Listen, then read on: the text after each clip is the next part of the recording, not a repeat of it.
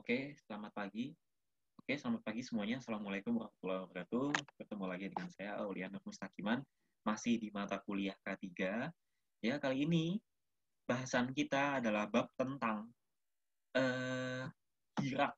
Ya, ada di referensi yang lain, ada yang menyebutnya Irak D plus D. Ada juga di referensi yang lain juga menyebutkan cukup Irak without D, ya, tanpa D. Ya, di perusahaan juga gitu, ya, tergantung ahli K3-nya dia mau pakai Irak D atau Irak biasa, ya. Nah, kita langsung saja masuk ke slide-nya, ya, teman-teman semuanya. Oke, ini kita sudah masuk ke slide-nya. Saya slideshow terlebih dahulu. Oke, nah, Irak ini merupakan bentuk dari analisis resiko dan bahaya yang bakal terjadi di perusahaan. Jadi kalau di perusahaan, ya, bentuk realnya atau teknisnya itu bentuk hierark ini adalah dokumen. Ya, dokumen tadi itu di dalamnya ada hasil-hasil analisis, ya, yang mana dokumen tadi itu disusun, ya, dari tim antara tim K3 dengan tim departemen terkait, ya. Kalau misalkan ada 5 departemen dalam suatu perusahaan, maka 5 departemen ini harus terlibat, ya. Personil-personil dalam 5 departemen ini harus terlibat, ya. Siapa yang melibatkan mereka, siapa yang bertanggung jawab untuk melibatkan mereka, yang bertanggung jawab adalah tim K3 yang ada di perusahaan tersebut. Jadi tim K3 di perusahaan tersebut dalam menetapkan resiko bahaya, ya, itu tidak boleh sepihak, ya, tidak boleh main hakim sendiri, tidak boleh dinilai sendiri, tidak boleh dianalisis sendiri, ya, harus melibatkan personil di departemen tersebut, ya. Kalau misalkan departemen quality control, maka tim K3 harus melibatkan personil-personil yang ada di departemen quality control untuk dapat, ya, menyusun dan menganalisis risiko-risiko bahaya yang terjadi di lingkungan departemennya. Adapun hierarki ini singkatannya adalah hazard identification, risk assessment control, and determination. D-nya means determination, ya. Teman-teman jangan sampai salah. A di sini ini bukan analisis, ya. A di sini adalah assessment, ya.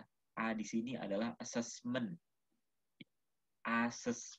ya. Assessment di situ penilaian, ya. Jadi karena namanya adalah assessment, maka bentuknya nanti nilai, ya, ada skornya, ya, di dalam dokumen tadi. Oke. Sebelum kita masuk ke dalam dokumen hierark, teman-teman perlu tahu bahwa ya, dalam menyusun dokumen hierark tadi itu tidak lepas dari prinsip manajemen risiko, yang mana kita tahu bahwa setiap aktivitas, setiap organisasi, ya, setiap manajemen, ya,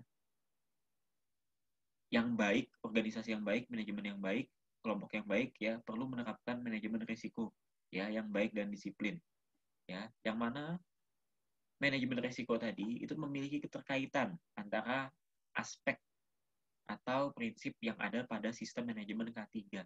Apa aja aspek tersebut? Yang pertama adalah aspek manusia, ya. Di dalam aspek manusia ini ada banyak kepedulian, pelatihan, komunikasi, konsultasi, kompetensi, yang semuanya ini tidak lepas dari prinsip-prinsip SMK 3, ya. Teman-teman sudah paham mungkin prinsip-prinsip SMK 3, ya, jangan sampai lupa. Ada 5 atau 6, ya. Nah, kemudian sarana teknis, ya. Ini tidak lepas daripada prinsip SMK 3, ya. Khususnya di prinsip pelaksanaan K3. Nah, ini penting nih sarana teknis nih. Ya, yang kedua yang selanjutnya adalah proses operasi. Ini juga, ya, aspek teknis. Prinsip teknis pada SMK 3, prinsip teknis. Sekali lagi, teknis itu atau pelaksanaan itu adalah prinsip nomor 3, ya, di dalam prinsip SMK 3. Kemudian ini ada sistem prosedur. Di sini mencakup ada prinsip nomor 4, ada prinsip nomor 5, ya, dan seterusnya. Oke. Nah, ini adalah hubungan manajemen resiko, ya, terhadap SMK 3. Yang mana hal ini merupakan dasar background daripada penyusunan hierarki tadi. Ya. Ada proses, ada prosedur, ada manusia, sarana, fasilitas, sarana, prasarana. Maaf tadi, ya, kita kembali lagi ke slide ya. Slideshow, resume slideshow, oke. Ini sedikit pengetahuan, selingan, ya, tambahan, wawasan bagi teman-teman semuanya bahwa dalam menerapkan manajemen risiko pada perusahaan, ya, hal ini berkaitan dengan hierarki juga, maka ini adalah modelnya, ya, ini adalah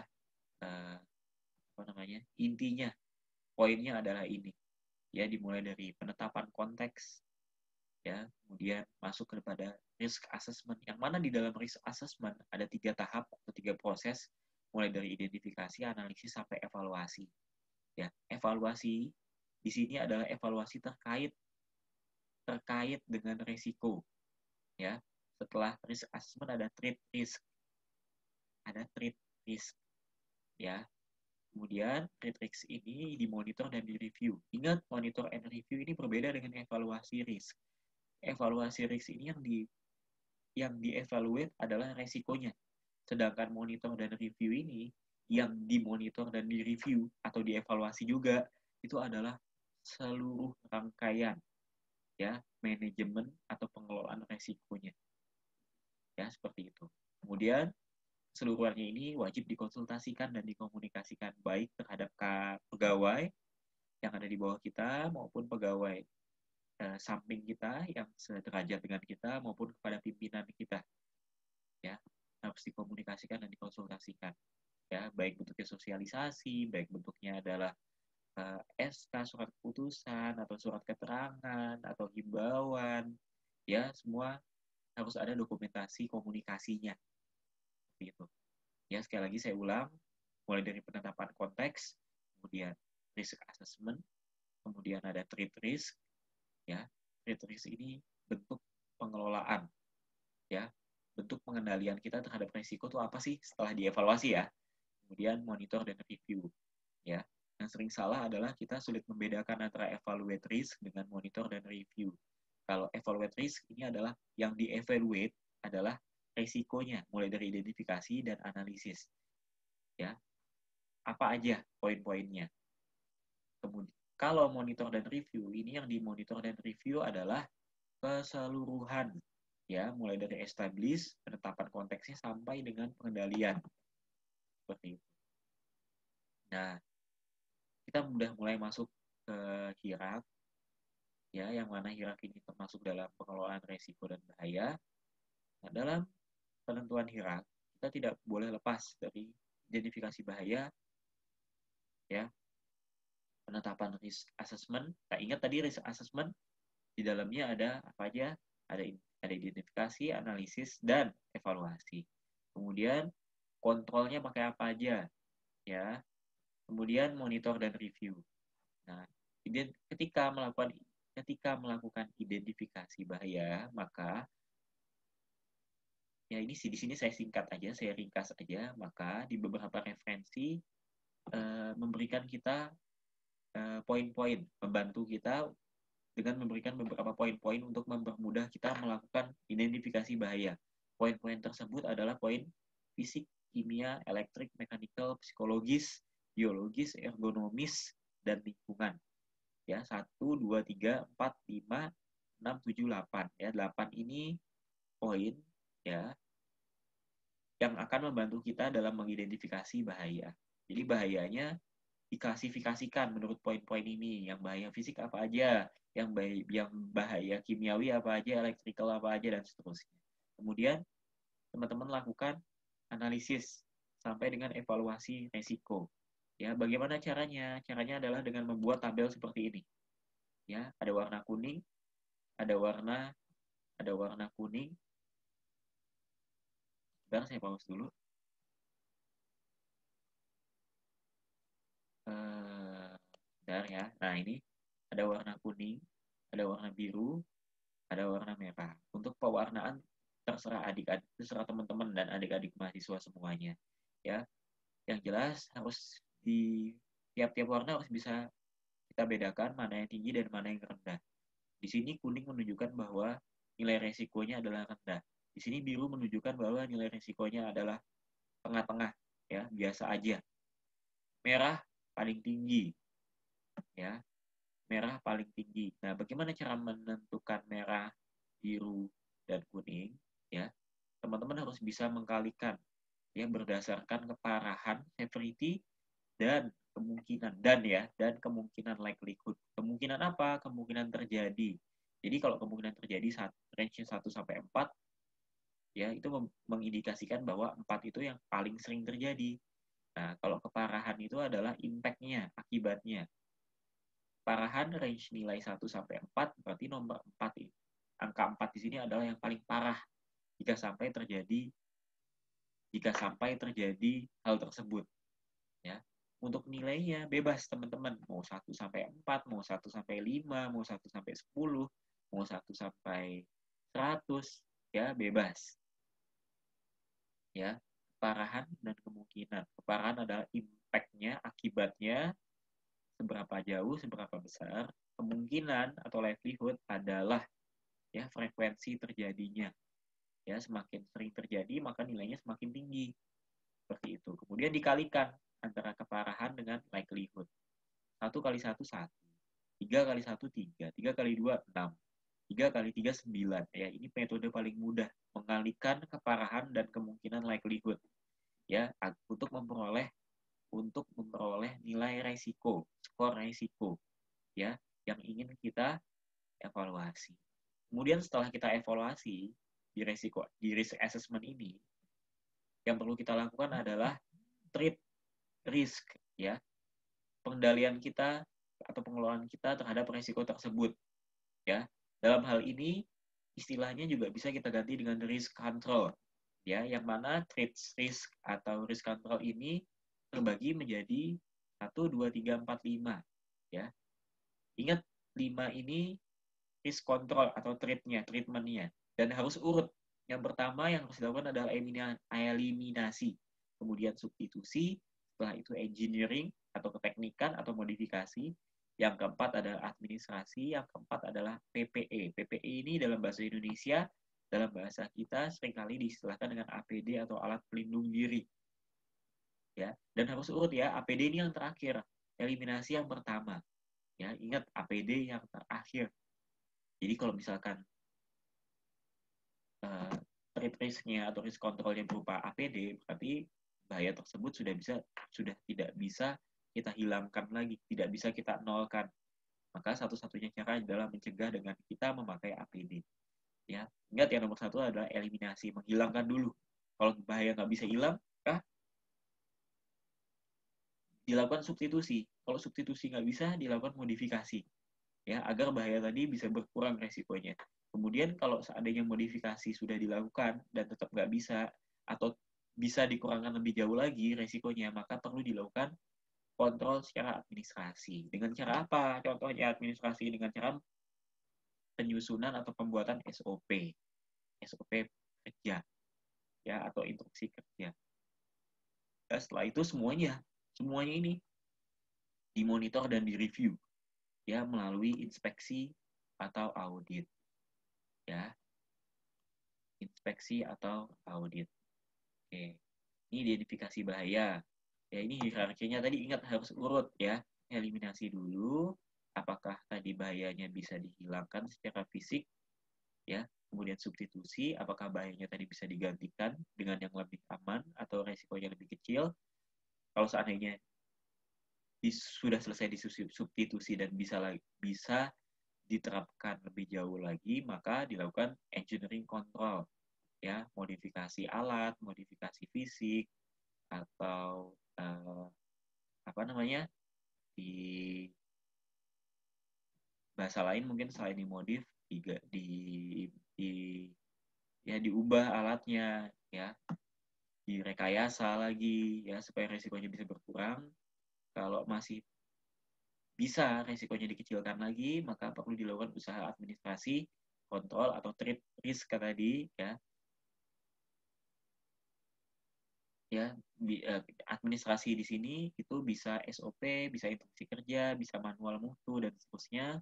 Baru yang terakhir, ya, yang paling terakhir adalah APD, alat pelindung diri. Nggak boleh APD di awal, ya, APD harus di akhir. Artinya kalau kita sudah pakai APD, berarti resiko tadi tidak dapat dinolkan. Resiko tadi tidak nol, ya, tidak nol. Sehingga kita perlu pakai APD. Gitu. Ini DuPont metodologi, tidak saya jelaskan, ya. Ini sedikit pengetahuan tambahan yang berhubungan dengan manajemen risiko atau dalam pembuatan HIRAK. Jadi analisis risiko tadi masuk ke dalam risk assessment, ya. Risk analisis itu terbagi menjadi dua, kualitatif dan kuantitatif. Ya, kualitatif ini sifatnya adalah deskripsi, kuantitatif ini sifatnya adalah perhitungan, bisa dihitung. Ya, ini cara-caranya. Expert judgment masuk ke dalam kualitatif. Ya, risk categorization masuk ke dalam kualitatif. Ya. Nah, ini sedikit cara kualitatif. Tetap pakai scoring juga. Ya, makin ke atas skornya makin banyak, makin ke kanan skornya makin tinggi, ya. Jadi kanan atas itu skornya paling tinggi. Kiri bawah berarti skornya paling rendah. Maksud skor di sini paling rendah adalah resikonya paling rendah. Kanan atas tadi skornya paling tinggi berarti resikonya paling tinggi. Ya, ini salah satu cara perhitungan menggunakan matriks dari kualitatif risk. Ya, kita lanjutkan kembali. Ini kualitatif risk. Ini model kombinasi.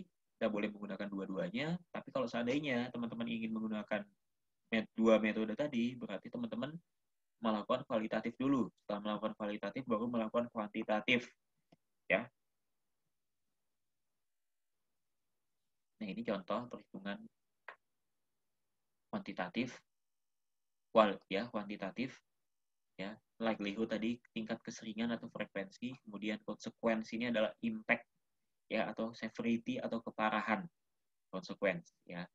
Semakin ke kanan bawah, semakin ke kanan atas berarti nilainya semakin tinggi karena likelihood dikalikan dengan konsekuensi atau severity.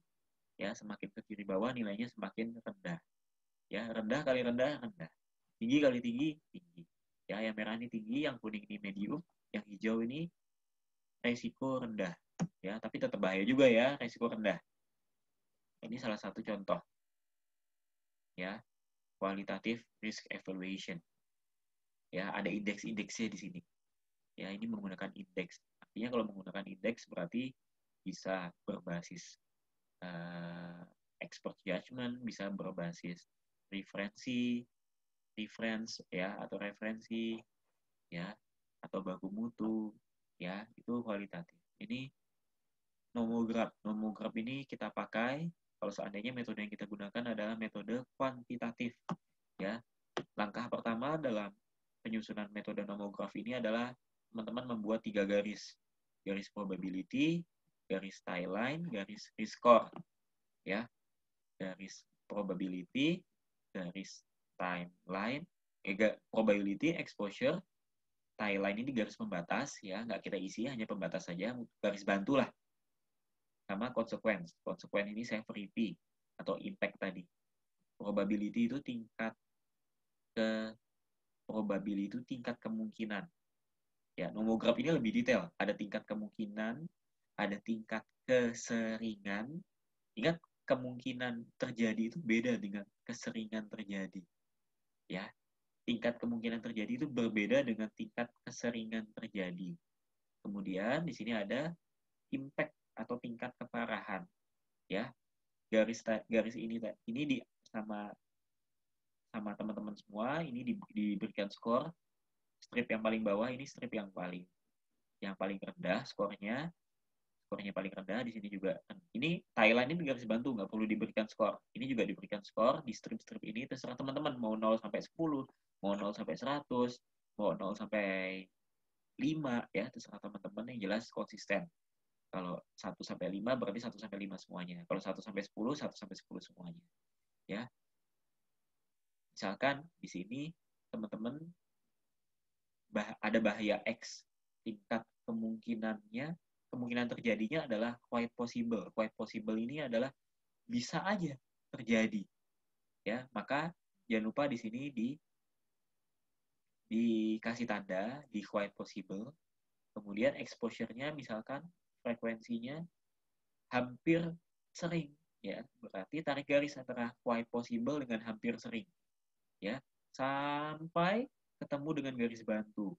Maka setelah garis bantu tadi, setelah bersinggungan dengan garis bantu, maka tarik garis ya, tarik garis diarahkan ke garis rescore tadi melalui garis possible consequence atau melalui garis impact atau tingkat keparahan. Kalau di sini tingkat keparahan bahaya X tadi adalah serius banget nih. Ya. Akibatnya serius, maka ditarik garis dari garis bantu melalui garis serius hingga berhenti di garis rescore, maka ketemu skor dalam rescore-nya berapa. Di sini 300 ya, berarti high risk. Ya. Teman-teman melakukan analisis ini, nanti kalau sayangnya teman-teman sudah menjadi ahli K3 atau tip K3 di perusahaan, teman-teman dalam melakukan analisis ini harus melibatkan pegawai atau karyawan yang terkait di lingkungan kerja departemennya masing-masing. Ya, ini salah satu contoh nomograf atau kuantitatif metode. Nah, ini yang terakhir dari saya. Ini adalah ini adalah slide tabel. Ya, tabel ini adalah tabel yang biasa dijadikan dokumentasi dalam penyusunan dokumentasi laporan HIRAK. Ya, tabelnya ada 16 kolom. Ya, tabelnya ada 16 kolom. Tiap-tiap perusahaan punya tipe style masing-masing dalam penyajian tabel. Ya, tergantung perusahaannya. Nomor yang pertama, kolom kedua lokasi, aktivitas, peralatan, perkakas, dan seterusnya. Kemudian kolom nomor 3 adalah deskripsi bahayanya, dijelasin bahayanya. Ada perusahaan yang tidak mendeskripsikan, ada juga perusahaan yang mendeskripsikan. Kemudian potensi penyebabnya dari apa, dari mana. Kemudian deskripsi konsekuensinya seperti apa. Deskripsi konsekuensi di sini menjelaskan tingkat keparahannya seperti apa. Misalkan bisa membuat tangan luka, bisa membuat iritasi pada kulit atau mata, bisa membuat kebutaan, ya. Di sini dijelaskan. Kemudian ini legislasinya, ini dasar hukumnya, ya. Ini resiko awalnya. Ingat ini skor awal sebelum kita berikan treatment, ya. Sebelum kita berikan treat risk tadi, sebelum kita melakukan aktivitas pengendalian tadi, ya. Kemungkinannya berapa skornya, keparahannya skornya berapa, kemudian dikalikan antara kemungkinan dengan tingkat keparahan, kemudian totalnya berapa. Ya, di sini tingkat resiko totalnya berapa. Ya, kemudian ya ini ada P, T, P ini penting dan tidak penting. Kalau YT legislasi ini ada atau tidak, ada baku mutunya tidak, ada aturannya tidak, ya, ada permennya tidak. Kalau tidak ya tulis T. Kalau ada tulis Y. Ya. P, Y ini, Y dan T ini adalah ya tidak, P dan T ini adalah penting atau tidak. Ya, tergantung tingkat resikonya. Kalau tingkat resikonya sedang, ya, bisa penting, bisa tidak penting. Tapi kalau tingkat resikonya tinggi, ya, harus kita tulis penting. Tapi kalau tingkat resikonya rendah, tulis tidak penting. Kemudian pengendalian yang ada seperti apa? Apakah administrasi, apakah eliminasi, apakah substitusi, apakah APD, yang jelas. Yang jelas harus urut dulu. Eliminasi, baru substitusi, ya, baru modifikasi atau engineering sampai akhirnya APD. Kemudian setelah pengendalian dihitung lagi tingkat kemungkinannya, tingkat keparahannya, totalnya, ya, apakah berkurang atau tidak. Kalau seandainya tidak berkurang, maka harus ditambahkan pengendalian apalagi sampai resikonya totalnya rendah, ya. Oke, ini sedikit contoh dari tabel yang biasa ada pada laporan atau dokumentasi hierarki yang ada di perusahaan-perusahaan. Bentuknya bentuknya itu tergantung style atau gaya perusahaan masing-masing. Tidak semua perusahaan tabelnya sama, ya. Tidak semua perusahaan, sekali lagi saya jelaskan, memiliki tabel yang sama pada dokumen hierarki. Semuanya punya style dan gaya masing-masing. Oke. Oke, kita sudah masuk ke akhir dari slide hierarki. Apabila teman-teman ada pertanyaan, apabila teman-teman ada yang bingung atau merasa perlu deskripsi lebih dalam atau lebih lanjut, bisa hubungi saya, bisa lewat nomor WhatsApp, Line, ya, atau media sosial apapun, ya. Jangan sungkan-sungkan, jangan segan-segan. Ya, sekian dari saya. Wabillahi taufiq wal hidayah. Assalamualaikum warahmatullahi wabarakatuh.